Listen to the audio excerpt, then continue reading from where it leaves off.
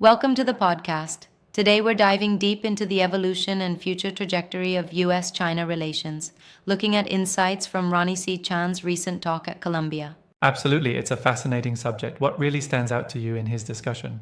Well, Chan takes us on a journey, exploring the past dynamics between the two nations and then shifting to the present, especially emphasizing the implications of the 2024 US presidential election on future relations. That sounds like a full spectrum review, from history to contemporary politics, then forward looking. Exactly.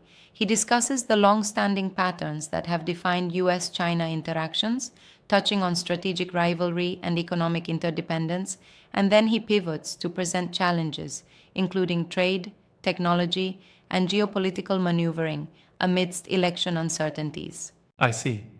So he's essentially saying that what happened in the past still influences what's at play today, right? Right. It's like reminding us that historical legacies, be they diplomatic tensions or economic partnerships, still shape the policies and attitudes that we see now. Yeah. And in that regard, how does he address the upcoming election? Chan really delves into that, pointing out that the election isn't just a domestic event, it's a global pivot point.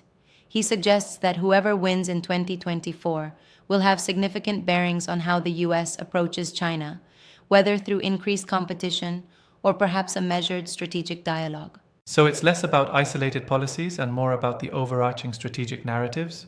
Exactly, it's this interplay between political leadership and global stability. And we can see hints of that in the contributions from the likes of Columbia Interim President Katrina Armstrong and Professor Jeffrey Sachs, who frame the discussion with broader global implications. That's really interesting. Tying in academic perspectives lends it an extra layer of analytical depth. But doesn't that make it all a bit high level? I mean, it definitely does appeal to the high level policy wonks, but that's the neat thing. Chan manages to bridge that academic insight with practical implications. It's like you get a sense of strategic foresight mixed in with real world challenges. Right. And that mix of scholarly insight with the unpredictable nature of elections makes for a complex scenario. Did he mention any specific policy shifts we might anticipate? He hinted at some key areas: trade adjustments, tech restrictions, even military posturing in the Pacific region.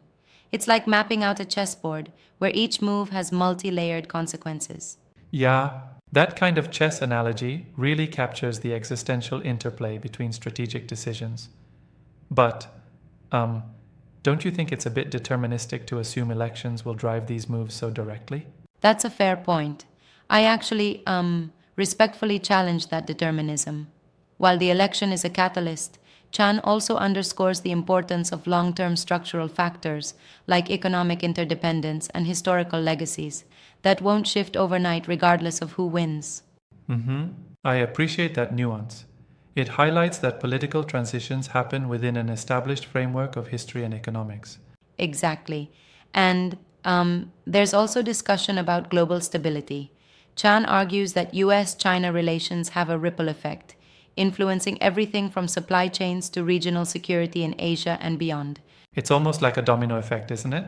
One ripple here can trigger major shifts globally. Absolutely. It's like setting up a series of events where missteps by one player can trigger unforeseen consequences. And that's why the role of diplomatic engagement is paramount. Yeah, and speaking of diplomacy, what did Chan say about potential avenues for improved relations? He's not entirely pessimistic. In fact, he discusses the possibility of recalibrated diplomacy, where both sides, despite their competitive stances, might find mutually beneficial areas like climate change, global health, or even economic stability. So there's room for cooperation amidst all the competition? Exactly, though it's a delicate balance. It's somewhat like two heavyweight boxers in a ring, always at odds but occasionally willing to clear the air for a truce if circumstances force their hand. That imagery really paints the picture. But wouldn't you say that the current administrations are more inclined towards competition rather than cooperation? That's certainly been the trend, but Chan points out that global challenges could encourage a pivot.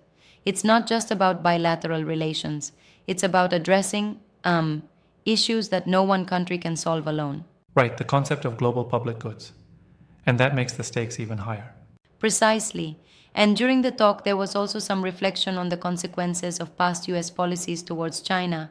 He critically reflects on lessons that might inform future decisions. Yeah, that retrospective element seems vital. Understanding history to avoid repeating mistakes. Yes, it's like a historical compass, guiding current strategies. And he makes a point that understanding this historical context is crucial if we're to predict and, ideally, steer future interactions. I can imagine some might argue that too much reliance on history could constrain innovative policy solutions. That's an interesting critique, but Chan counters it by suggesting that even innovative policies have underlying roots in historical experiences. It's like you can't really break free from history entirely, it's always influencing your trajectory. I see what you mean. Innovation filtered through historical understanding. Exactly. And that's something that really stood out to me. Plus, he touches on the broader implications for global stability. The US China relationship isn't isolated, it impacts global markets, alliances, even emerging economies. And essentially, the futures of many nations are intertwined with how these giants interact. Correct. It's like the world stage is set, and any major shift in their dynamics sends shockwaves everywhere.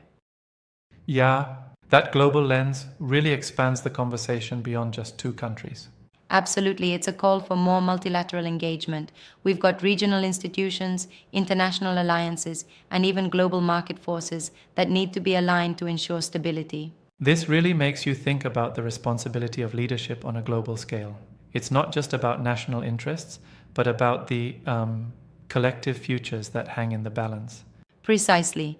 And Chan's insights, when taken with the commentary from academic figures like Jeffrey Sachs, push us to consider both pragmatic and idealistic solutions. It's a reminder that while competition is inevitable, cooperation is essential for global well being. It seems like this talk is a timely and sober reflection on some of the most pressing global issues of our time, especially with an election cycle that could redefine directions. Absolutely. And it's a powerful conversation starter. It pushes beyond the usual headlines, inviting us to look at the deeper structural and historical forces at play. This discussion really encapsulates both the challenges and opportunities that lie ahead. Thanks for walking through these layered insights with me. Anytime. It's always enlightening to dig deeper into these pivotal topics, underscoring that while the past informs the present, the future is very much in our collective hands.